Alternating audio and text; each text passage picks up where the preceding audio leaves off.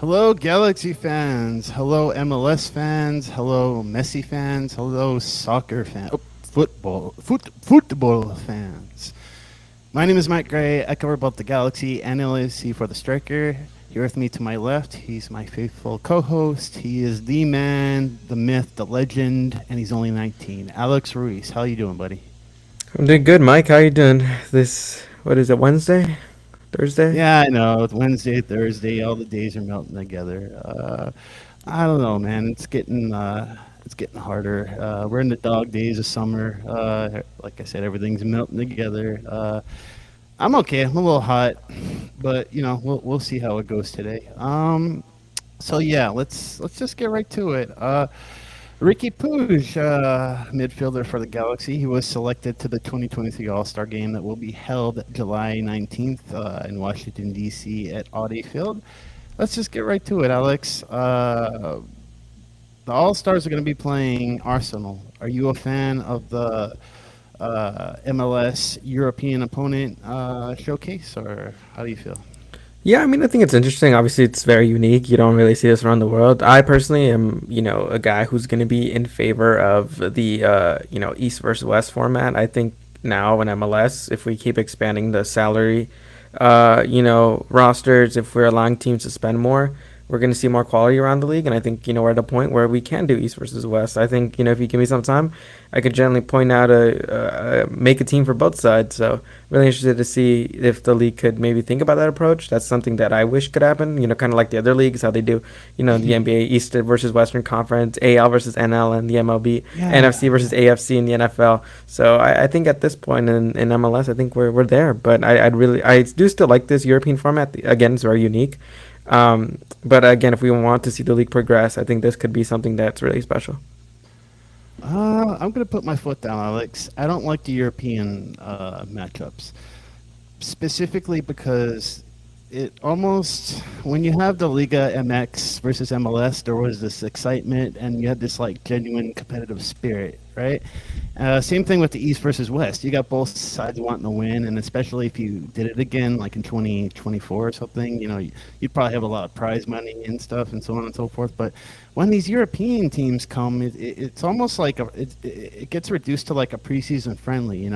All the energy kind of gets sucked towards who's not playing, who's not starting, and then it becomes more about cameos and. I remember, I believe Arsenal came to San Jose a while back, and it was kind of the same thing. It was like a very kind of boring, dry match. I don't really remember a lot of it. So I tell you what, right off the bat, I'm disappointed. I want to go back to the East versus West, like you said. I think the MLS versus Liga MX, it was a nice, it was a good idea, a good experiment, and it was good, and the games were good, especially the first one. But I think that competition suited MLS more than it did Liga MX, and so I think that for me, I want the East versus West, but I think. But I've got multiple takes. I like the European format, but if you were to ask me, Alex, like or Mike, like, do you like the All Star Game? Like, and I got to tell you something, man. Back in 2021, when the All Star Game was in LA, I actually went. Me and a colleague, we just wanted to like let loose a little and just have fun and just watch the game. So, the first thing you notice when you get there is that and she kind of pointed it out, but the production value is off the charts. There was fire. They were wheeling around a dude who was playing drums like on a stage. Like there's all this hype, and it's like it's this big spectacle, right? And then as far as the game itself, I don't really remember a lot of it. I'm going to be candid. Alex, you're too young to drink, sadly enough, but Uncle Mike isn't. And I tell you what, we had a good time, but yeah, I didn't know this, but if you buy multiple beers from one station and then you go to another station, you buy multiple beers, you saved yourself a couple times getting up. But that's just some advice, Alex. But yeah, there were some actually hilarious moments. I think the worst was when All right, you know the jump for LA football chant that they have at like LAFC games. He wanted to do it, and then I was like, being a Galaxy, dude, I was like, I don't want to do this, and I was like, stop being a wet blanket, dude, just do it. And then finally, I mustered up the courage, and then we started doing it, and then like I see this like red light. Whenever you're at a sporting event and you see a red light, like stop what you're doing immediately, because what ended up happening was we kind of looked up, and then the big screen at Bank of California Stadium. It was just me for like 10, 15 seconds. It was awesome. And then our good friend Steve Carrillo, like 30 seconds later, I get like a text, and he's like, "Is that you?" And then this picture of me, and this it was all bad, but yeah. So anyway, and then I've got more memories. I don't think I should share them. Something about scarves, and I saw a weebie at one point. I mean, I had a few to drink, and so when you've had a few to drink and you see someone kind of important, you kind of like dust yourself off. And he was actually having one of those bacon wrapped hot dogs, and so I went over there and I was like, "Weeby, what are you doing?" As if like he had done something wrong. And yeah, I can. Anyway, so I had a good time. I'll leave it at that. But so if you have a chance, dude, next year they're gonna have it in Columbus at lower.com field. If you get a chance, just you got to go to the All-Star game. But anyway, that's my spiel. We'll be moving on now. The Galaxy, they might be losing the recruitment battle in LA, Alex. We were just praising Vanny just on the last pod about how the U17s came away with the MLS Next Academy title. And then speaking of wet blankets, his name is Marcus Chai over at U.S. Soccer Collective. He put out an article that got a lot of attention, and the Galaxy, they did not do so well. According to Marcus, the Galaxy are ranked in 19th out of 29 MLS teams for their academy. Let me go ahead and just give you the stats. Talent pool, he gave us a B minus. Development, a C plus. Pathway, a B minus. And then let me read his brief description for you. For a club with a storied history and proximity to talent, there is no reason that the Galaxy should be this low. They are losing the talent recruitment and identification battle to LAFC and will soon have another competitor in San Diego. The U17s recently won MLS Next Cup, but I see that as more of an anomaly than a positive sign of things to come.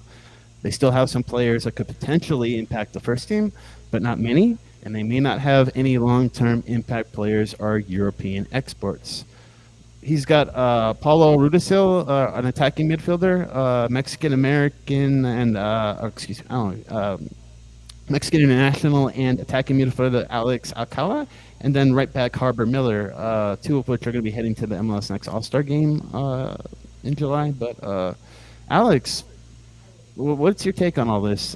Because obviously the Galaxy can't be second best in this category. Well, I mean, honestly, I think Marcus makes a really good point. I think his analysis was spot on. I mean, let's be honest, when it comes to finding a pathway, unless you're a defender, that's really going to be the only way you're going to make it onto the first team.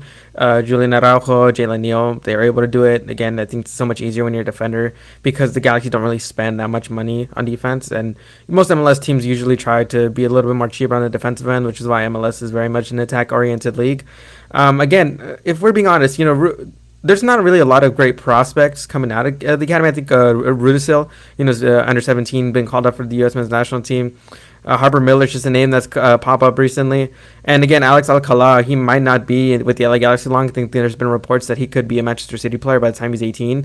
So he's not necessarily a long-term guy. But again, it makes sense to me. I think this academy is something that really hasn't been used a lot, and I think we're seeing progress. Obviously, not a lot compared to all the other academies within MLS. I think there's so many other teams that are able to produce much more players and get prominent players, attacking players, into the first teams. I think the number one team was Philadelphia Union, and we've seen them getting some more attacking players, midfielders, into their first team. So I think LA Galaxy being placed in 19th, I think that's about accurate. Yeah, let's be real. The B minus for the pathway, that's extremely generous. It should be an F because, I mean, you got Jalen Hill and then a graveyard of potential that just doesn't seem to go anywhere.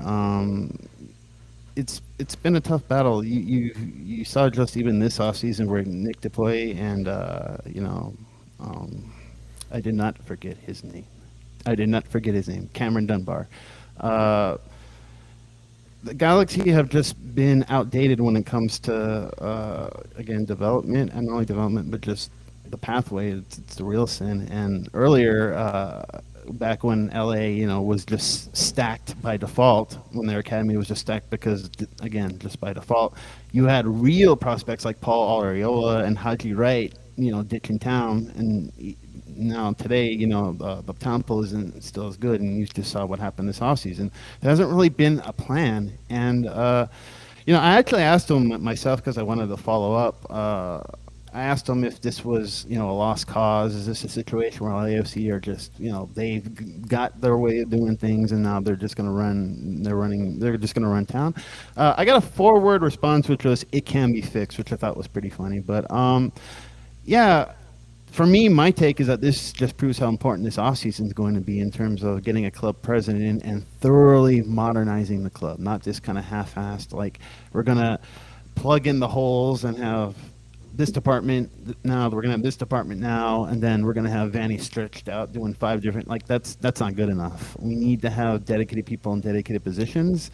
Will Kuntz, as good as he is, he was a cog. He was like 1 out of 5 dudes who was just doing their job. And so it just shows how really how important this offseason is going to be for the Galaxy. And then, with the pathway, we would like to see more players get more playing time. But speaking of Galaxy Academy players, Jalen Neal's been on fire, Alex. Let's take a look at the stats versus St. Kitts and Nevis. He had the clean sheet, obviously, 90 minutes, 2 chances created, 60 out of 64 passes completed, 10 passes into the final third, 6 out of 8 aerial duels, 1, 2 interceptions. Man, this guy's on fire. I mean, you can argue that he's playing a lowly, Caribbean nation. I don't care. This kid has been on fire, and Alex, I'll just keep this take to myself, but it's kind of funny how we're 3/4 of the way through the year, and not 3/4, like halfway through the year, and people are still going, "Wow, this kid's really good." I mean, how much longer is Jalen Neal going to be a secret? I mean, I don't know if he's necessarily been everybody's kind of seeing. I think the more of the mainstream media is kind of getting to him. But again, if you've been following the Galaxy and the U.S. Youth National Team, you've heard about this guy for a long time. I think he's doing good at the Gold Cup. I obviously still want to see a bigger sample size because while he did play really good against St. Nevis and Kitts or that Caribbean nation, I want to see more because again they're not necessarily great competition. As long as he's playing very well against that competition, I think that's good. But again, I want to see him play against the better teams in CONCACAF. So once the knockout rounds come along, then I will really start to kind of pay attention to how he does against better competition and in more high pressure situations. So right now, I think what you're seeing is good, but I don't think you should be putting a lot of weight on that at the moment. Again, he's been amazing in MLS play. I think he's really settled in well at the center back position for the other Galaxy. And, the thing about Neal is that he's a very modern center back, very good with the ball at his feet, not a guy who's going to, be very rash and make a quick decision here and there that could lead to a mistake. He's very well calculated, very, mature, and very well reads the situation of a center back. And in these situations where he needs to make a decision, he does it quickly. Obviously, I think Neal is something that I've mentioned with him is, he's got to be a little bit more physical, but again, he's still a growing boy, right? So he's going to grow into his body. He's going to, develop a lot more physically. I think with the way that football in the world is moving more towards, more possession-based players, wanting players who are good on the ball. There's going to be teams in Europe calling for Jalen Neal, whether that, be in like developmental leagues like in Portugal, Belgium, the Netherlands. Heck, I could really see a team in the Bundesliga or Italy call him up. I think that would be really great. So, he's a player that's destined to go to Europe if we're being honest. So, whether I think by the time 2025 rolls around, he must be in Europe in my opinion. Yeah, a second ago when I was talking about keeping my take to myself. It's almost as if sometimes I wonder if they don't market Jalen Neal enough, but then I turn around and go, oh, well, now I know why they don't, because they're trying to keep him under wraps because Europe's going to be calling sooner or later, and so oh man, you're right. If we want to be devil's advocate. Right now, he is not. If we're thinking about things that he still has to prove, it's that he can go up against a real bear of a number 9, like a Benteke. Although to his credit, he did quite well when paired against him. But yeah, he has to prove that he can handle more physical environments, and that he's been very good at his positioning. At the beginning of the season, he had a lot of those one-on-ones where he just was so good, and he never just bit, and he never got caught in. The only thing I can think of is, who was it? There was one game where I forgot who. I'm losing it a little bit, but let's take a look at the comments. I had somebody saying something. Antonio Banderas Gray hasn't gotten a haircut yet. Good one, buddy. True, enjoy one All-Star game whenever you can. Exactly. Yep, our academy sucks. Watch your language. I mean, it's not that it sucks. It's just that there's so much potential there that isn't used. I think that's the right way to kind of describe the academy. And again, going back to this topic, it's Los Angeles. This is a market where you can attract big stars, where you're able to spend lots of money. And this isn't a team like the Philadelphia Union, who have kind of made their way of utilizing the academy. A lot of these teams that are aren't in big markets are going to use their academies a lot more, rely on their academies more, not only because it's cheaper considering we're in the salary cap league, but also it's a reliable way to get talent. Even although LAFC are kind of ranked higher in that list, they're not necessarily filled with academy players in their starting 11 either.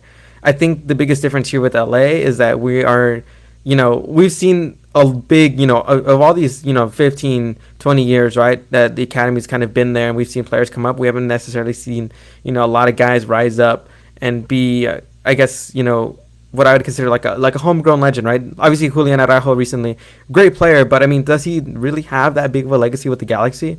And I think, with a lot of these other teams, you're kind of seeing these homegrowns where, they're becoming staples of their clubs. And I don't think the Galaxy have had that.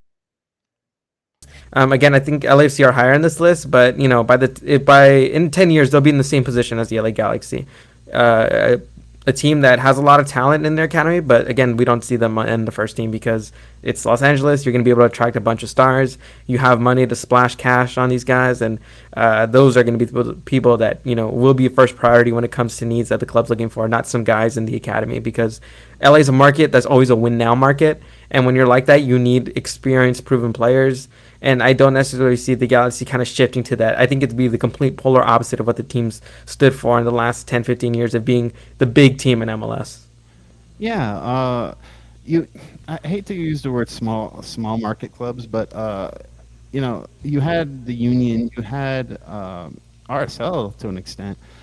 These teams that decide that to be competitive, they need to embrace the youth movement, embrace the academies, embrace the homegrown players, embrace developing their own talent.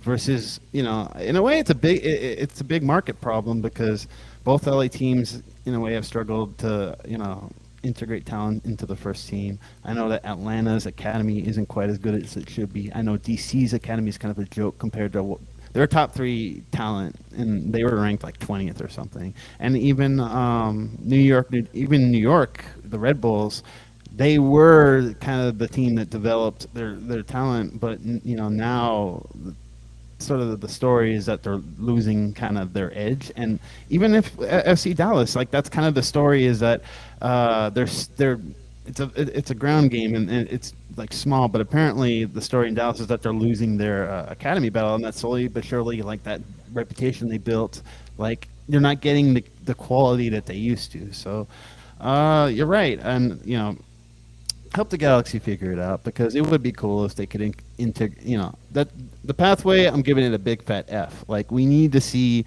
How much have we seen Perez this year? How much we have seen Aguirre a little bit, but I mean, he wasn't an academy guy. He was like a draft pick. Yeah. Yeah. Yeah. Sorry, I get Yeah, confused. Preston Judd wasn't an academy guy either. Like even the draft picks are getting a lot more playing time than the academy guys. I mean, the most recent academy guy that I can think of that like we've been wanting to see for a long time is Adam Saldana. He was a guy who came up Oh for a bit, but man. now obviously injuries have kind of derailed him a bit. Has really struggled to get back in the first team. And when Vanny first took over in 2021, he was a guy who was getting a lot of minutes at the start. But obviously, with the LA Galaxy, they want proven players. They want proven midfielders, and Ravelis, Brugman, Puig, Delgado. All these guys came in, and he was pushed out. If we're being honest, and like I said, it's while it is looks like a bad thing on the academy angle, considering that you're the LA Galaxy, like it's good that you're buying these proven players. For sure, they haven't necessarily worked out in the case of Ravelis, but I mean, you're going if you're going your fans and your legacy demands you to buy players that are proven, players that can be game changers, not rely on academy guys. Ever since they signed David Beckham, the Galaxy has, kept that reputation, and I think that's a good reputation to keep to be a big club like that. But obviously, you're going to be neglecting a little bit the development of the academy. But that's something I think LA has to kind of, be okay with, considering they want to be regarded as a team that's, that players want to go to. So it's a win lose kind of situation, but that's really the reality of what it's like, kind of being in a big club like the LA Galaxy. Yeah, it's a challenge. Technically, our Julian Araujo is Barca developed him. He just kind of He came is, but I in. mean he kind of like came up through their youth ranks, like led like yeah, he's kind of like in the middle. He's a weird anomaly, but I mean he's a guy they definitely developed at G2 for like a year. So I mean I hear you. Let's move on to the Cali Clasico because for the Galaxy, this is for me. It's the last game that they have before they've got that streak of 4 home games and 5 matches where they really got to get it together. And we'll talk about that after the Cali Clasico. Even though I really wanted to talk about it, but we gotta stay in our lane, I guess. Saturday, 7:30, MLS Season Pass on Apple TV. Kickoff is at 7:39. San Jose lost for the first time at home this weekend, 2-1 to St. Louis.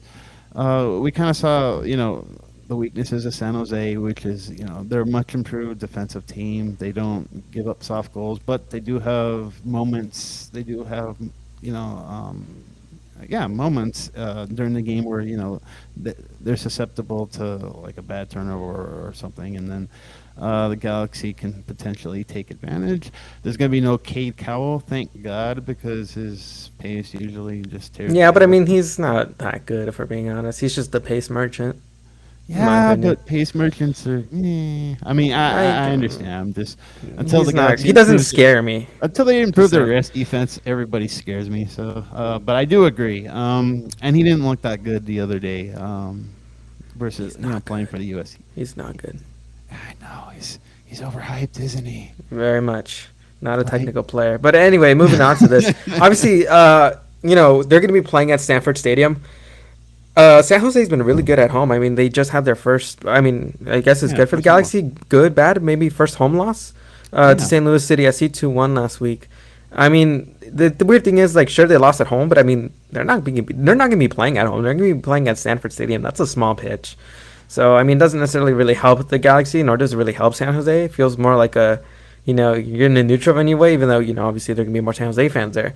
But it's not like you're playing at home. So I'm really interested to see kind of what happens. Again, this is going to be the first time they're back there since the whole, clown incident over there that, really motivate the LA Galaxy to get the win there. So really interested to see how this game goes. For me, one of the things that I'll talk about my keys to the game that'll come out Saturday morning is going to be Jonathan Bond. I think he has to be really big and, be the goalkeeper that LA, saw when, they go against San Jose. I'll always remember, his first game in the Cali Clasico where he had 12 saves and really kind of saved, I think Galaxy ended up winning 1-0 and saved all 3 points for them. San Jose should have won that game, if being honest, but Jonathan Bond made some big saves.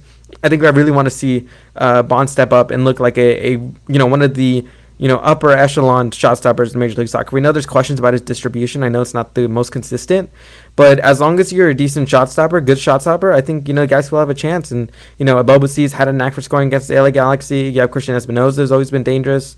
And again, they have midfielders, Jamiro Montero, those guys who can get into the final third and can put a shot on goal.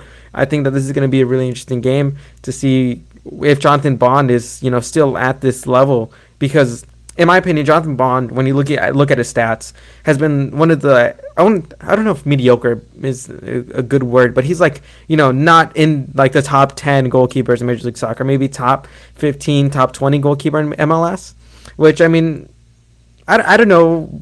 Again, goalkeeping is such a weird thing in Major League Soccer because you don't necessarily see so much spent on that position. But I mean, I really want to see Jonathan Bond kind of step up his game a little bit. I know he's made some key saves here and there, but nonetheless, I really want to kind of see him take a bit more of that role of being a guy that's very reliable in front of goal, reliable with the ball at his feet. I just want to see his game improve because, again, they're going to have a tough stretch against San Jose, then against LAFC, then against Philadelphia. He's going to be tested a lot, and I think if he can get a good game here against San Jose, it can lead to a good run of form that can help the LA Galaxy get some results this month.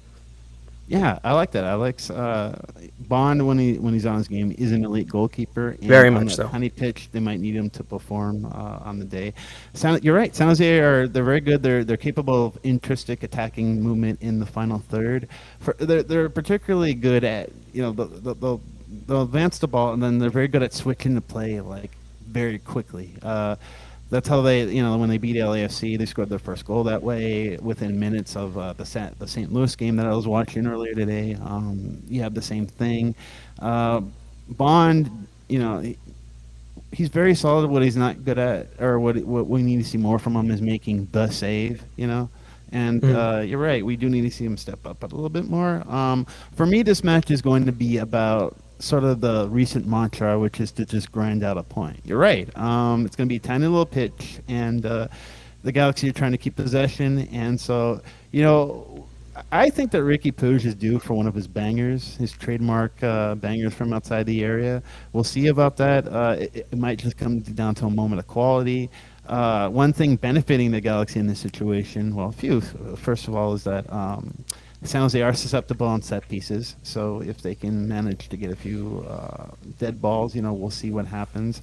Also, I said it as a negative that the Galaxy, they have one of the toughest in terms of strength of remaining schedules in the league. That helps them because they up their game when they play better teams. Exactly. So in a way, it's good. And then for me, the one thing that I thought was funny was Douglas Costa.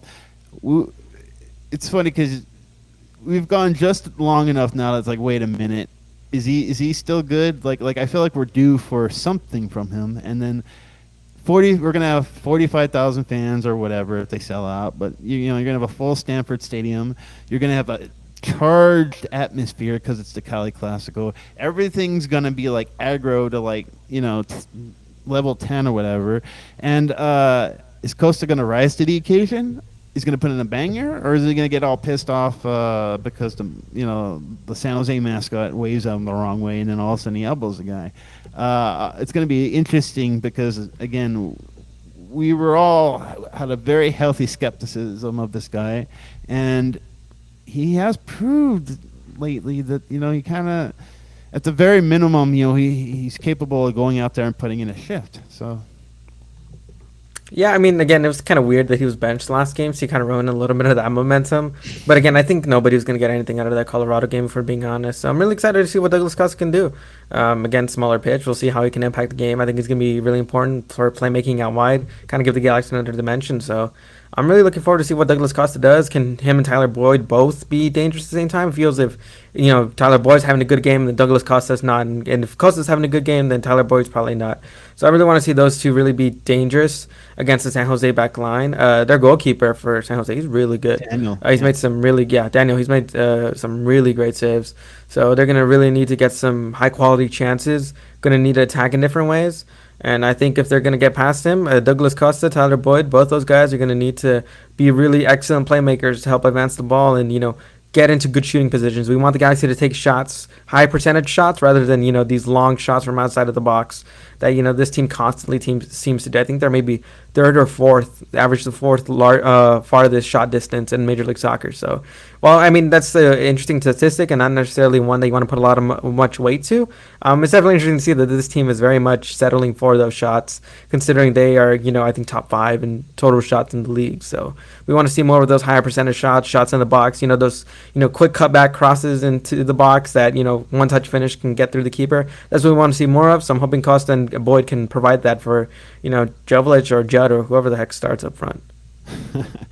I'm hoping that it's Judd, but all right, ladies and gentlemen, we got a split. But before we do, I just want to give you one more reminder you got to read Alex's keys to the game. This dude is on a roll lately. Whatever he writes down just happens. So, Alex, maybe you should go a bit wild this week. See if your powers are as strong as you think they are. But I'll see. But definitely be sure to subscribe to the Striker. We've been, doing our best and to provide as much coverage as we can for the LA Galaxy this season. I've worked pretty hard to kind of, make sure that there's enough stuff for y'all to read. And, I think you guys should check it out. Get I think 11-day free trial on there. So definitely worth it, especially with this busy month of July. A lot of games coming quick and fast. So you all want to be in the know and, kind of read about a lot of things that's going on in LA Galaxy land. Heck, I cover the team, and even I got to read Alex's articles every once in a while to keep everything in touch and stay on top of my game. So, all right, we're taking off. My name is Mike Gray. I cover the Galaxy and LAFC for the Striker. To my left is Alex Ruiz. He's the man, the myth, the legend. I love talking to this dude. I love working with this dude. Man, that Rose Bowl, it's going to be something, isn't it? Quite the spectacle. Let's hope the air quality is okay for the players. Yeah, it's 4th of July, so. Yeah, hopefully, Galaxy. You think they'll let me borrow a golf cart for the game? I've never been to the Rose Bowl, so it'll be my first time going there. So definitely excited personally. I need a golf cart. I've only got like half a leg, dude. It sucks. Yeah. Alex has no comment on my leg, so we got to go, everybody.